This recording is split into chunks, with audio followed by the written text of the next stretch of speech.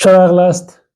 چایلډ پروټیکشن بحث کې یو بحث دی په نامه د نیګلیکټ، کوم چې په پښتو کې موږ بېغوري، بېپروایي، صرف نظر کول، بابیزه ګڼل، دا ټوله کلمات ورته استعمالولی سو. چایلډ پروټیکشن پروګرامونه هم اکثره کار کوي د هغو ماشومانو دپاره کوم چې د نیګلیکټ سره مخامخ دي، تر څو د هغه حالت څخه راوباسي او هغه اساسي اړتیاوې ورته پوره کړي.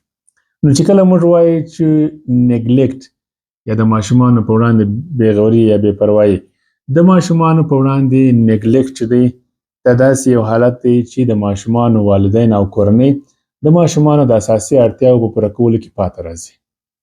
او دوی چې کله د دې اساسي اړتیاوو په پوره کولو کې پاته راسي، متاسفانه چې ماشومان په خپل ژوند کې د رنګارنګ ستونزو سره مخامخ کیږي.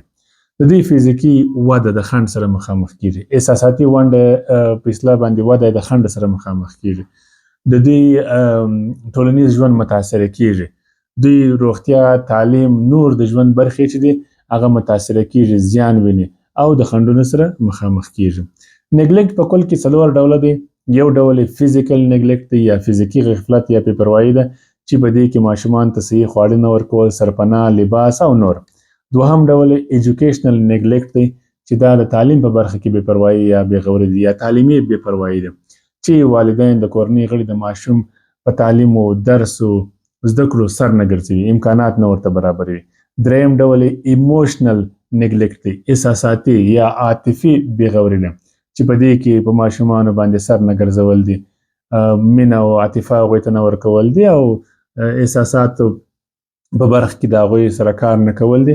او څلورم ډول چې دی هغه میډیکل نیګلیکټ یا هیلث نیګلیکټ دی، کوم چې موږ روغتیایي بېغوري یا بېپروایي ورته وایو. په دې کې بیا د ماشومانو په روغتیا سر نه ګرځول دي، پر وخت د هغوی صحي اړتیاوې نه ورته پوره کول دي، د هغه د روغتیا اړوند چې کومو شیانو ته اړتیا د هغه نه ورته برابرول دي.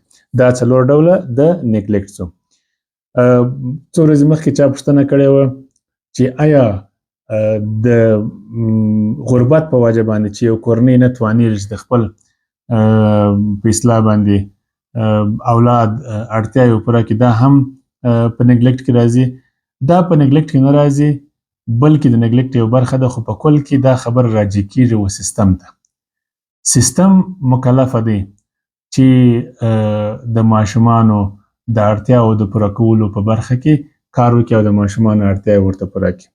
هغه والدین چې د غربت په وجه باندې د خپلو د ماشومانو اړتیاوې نشي پوره کولی، داسې یو حالت ته موږ نیګلیکټ نه وایو، بلکې و نیګلیکټ دی د سیستم په کچه باندې.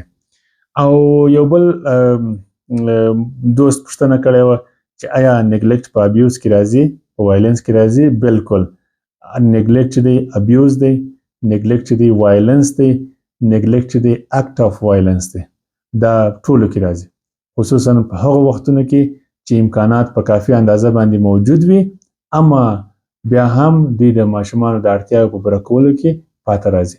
ډېره زیاته مننه. د چایلډ پروټیکشن اړوند نورې ویډیوګانې انشاءالله وروسته د وخت په تېرېدو سره ته نشر کوو.